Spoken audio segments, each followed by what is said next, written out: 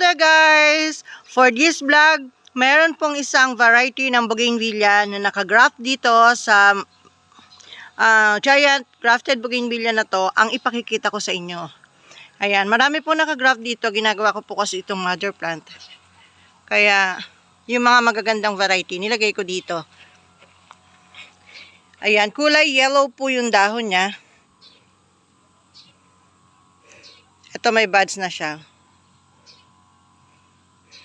Dito naman po sa side na to, ayan, yung sanga niya, yellow. At ito po ang kanyang bulaklak. Ayan. Tingnan nyo yung bracts niya. Para siyang splash. Ayan. Pero, yung shape po niya, iba po kaysa sa splash. Iba po yung shape niya.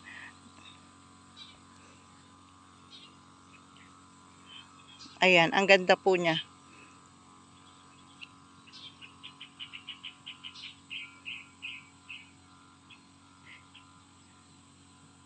Ang ganda.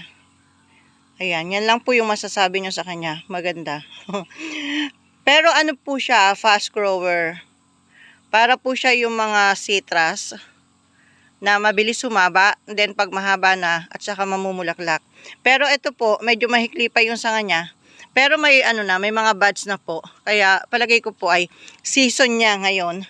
Kasi yung ibang mga ganitong variety na nakagraft sa ibang grafted ko, ayan pakikita ko sa inyo, ay puro may flower na rin po.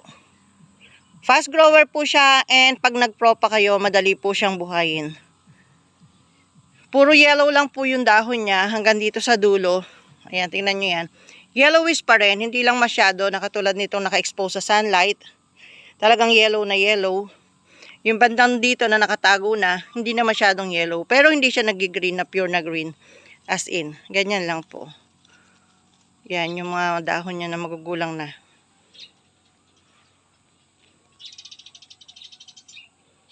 Ayan, ito pa po yung isang grafted ko na meron pong ganitong variety. Ito po ay mother plant ko rin sana. Kaya kung ano-anong variety po na magaganda ang nilagay ko. Kaso meron pong nakagusto kaya ibebenta ko na po sa kanya. Ayan, kaya naka-reserve na po ito. Pero tingnan nyo po, si Kelisa. Ayan, sa taas.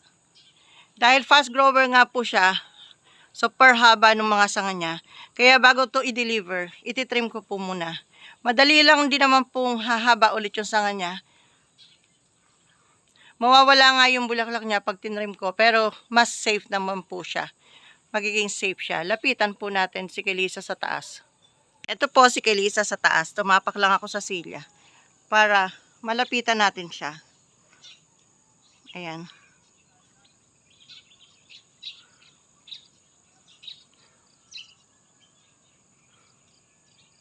Ganda ng niya, no? Yung combination ng bracts niya. And then ng flower niya sa gitna. Ang ganda. Kelisa po ang pangalan ng variety na to. Ayan pa yung isang sanga niya na marami ding bulaklak. And then ayun pa sa kabila yung sanga niya. Nakaipit sa ibang mga sanga. So yan po si Kelisa. So pagdating naman po dito ay iba-iba naman po yung variety niya. So yan po, you see Kelisa. Ganon siya kaganda. Then ito meron pa akong isang mataas na grafted dito na ginagawa ko rin pong mother plant. May Kelisa rin po siya sa taas, kapuputo lang po, hindi pa masyadong mahaba. Kakukuha lang ng mga sanga niya.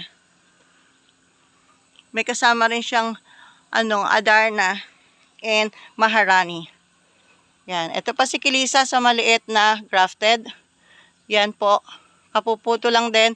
Dahil mabilis nga po siyang humaba. Kaya kailangan lagi po siyang napuputulan. Nakukuhanan ng sanga. Then dito sa gawi dito, mayroon din akong Kelisa na sa maliit na grafted po.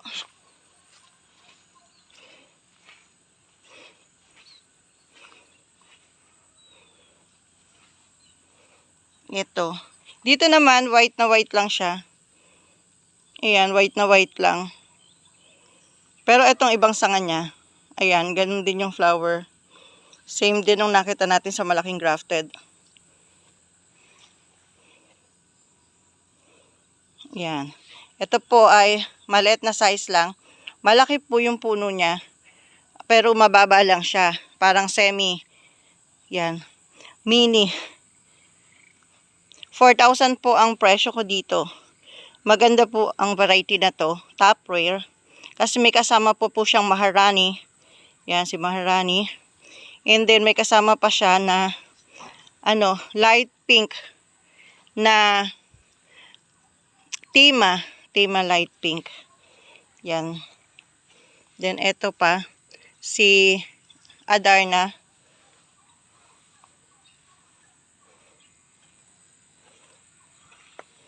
Ayan. Ganyan siya. Tapos ang laki ng puno niya. Yan, pero mababa lang siya. Ayan po ang may grafted na Kelisa. Then dito sa gawi dito, meron pa rin ako ditong isang grafted Kelisa na hindi lang Kelisa yung nakalagay sa kanya.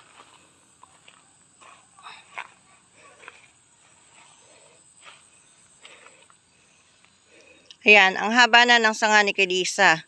Kapag walang maitanim ay patatanim ko na po ito. So, ang flower po, ang bracts po ni Kelisa, minsan white, minsan may touch of pink. Ito, nag-combine siya dito. Ito white, tapos ito, may touch of pink na. Ayan, may touch of pink na. Then, ayan. So, malaki po ang kaibahan niya sa splash natin na ordinary variety. Pero siya yung variety na pinakamalapit ang itsura kay Kelisa. Sa bracts ni Kelisa. Yan. Ayun pa isang sanga niya na super haba. Kapag hindi mo po siya nabantayan, hindi mo siya na-trim agad, nagsusuper haba siya. Mabilis nga po siyang humaba eh. So, ayan yung mga sanga ni Kelisa.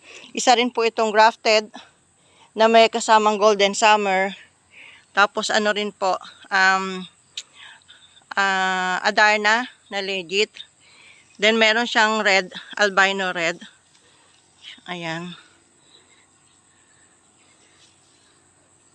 Meron din siya Maharani. Ayan.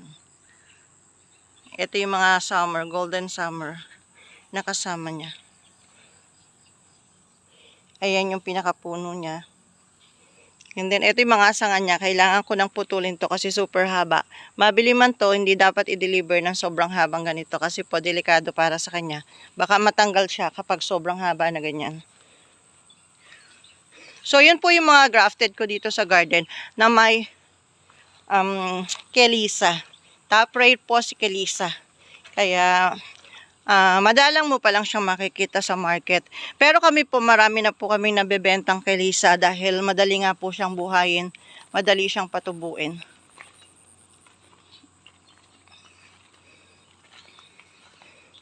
Ayan, may mga bakante na po tayo. Marami na tayong bakanting pwesto dahil nag-deliver kami ng isang elf at saka isang pickup nung isang araw. Hindi ko na po na ibinlog dahil marami na po tayong vlog na tungkol sa pagde-deliver natin gamit ang elf at pickup. Yes po, nagde-deliver kami nitong mga grafted bougainvillea na to. And then, yung charge po ay naka-charge po kay buyer. O, ayan pa po yung mga sanga ni Kelisa sa taas. Padami siyang sanga sa taas. Yan, super laki po ng grafted na to. Hindi po ito mabubuhat, kaya ginawa ko na lang po lalagyan ng mother plant ng mga variety na gusto kong maging itanim na mahirap pahabain sa rooted. Kaya nilagay ko po dito. Yan, super laki po niyan. Hindi na mabubuhat unless dalan mo po dito ng ng malaking makinarya. I mean yung backhoe, ganun ba yun? Yung bulldozer, pasuro mo, loader, ayon. Pagka yun po ang pinadala mo dito, ay maiuwi mo to. Pero sa tao po, hindi po kaya. Ayan. Ganyan po yung ibang mother plant ko dito. Mga giant. Ayan pa, ang mga giant natin. Yung nakalagay dito ay nabenta na rin. Yan. Ito pa yung mga giant natin na mother plant. So, time comes po ay mabibili rin sila.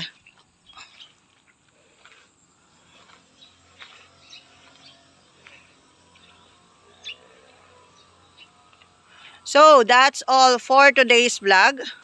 Thanks for watching po. At medyo nabibisi kaya nadadalang po ang pag-vlog natin. At nung umikot po ako dito sa garden ay marami na pong nakamine nung ibang na-videohan ko. Kaya bukas makalawa ay magbablog po ulit ako nitong mga grafted na to. Na kasalukuyan pong namumulaklak. Para syempre, para po mabili kasi kung ako lang ang nakakakita or kami lang dito sa garden, hindi po ito mabibili. So kailangan makita ng marami, mapanood ng marami kung gaano kaganda po ang ating mga bougainvilleas para mabili at para mabuhay kami dito sa garden at yung mga kasama nating gardener dito. Yan. Thanks for watching. Bye! Ang daming bulaklak nito, ang daming varieties.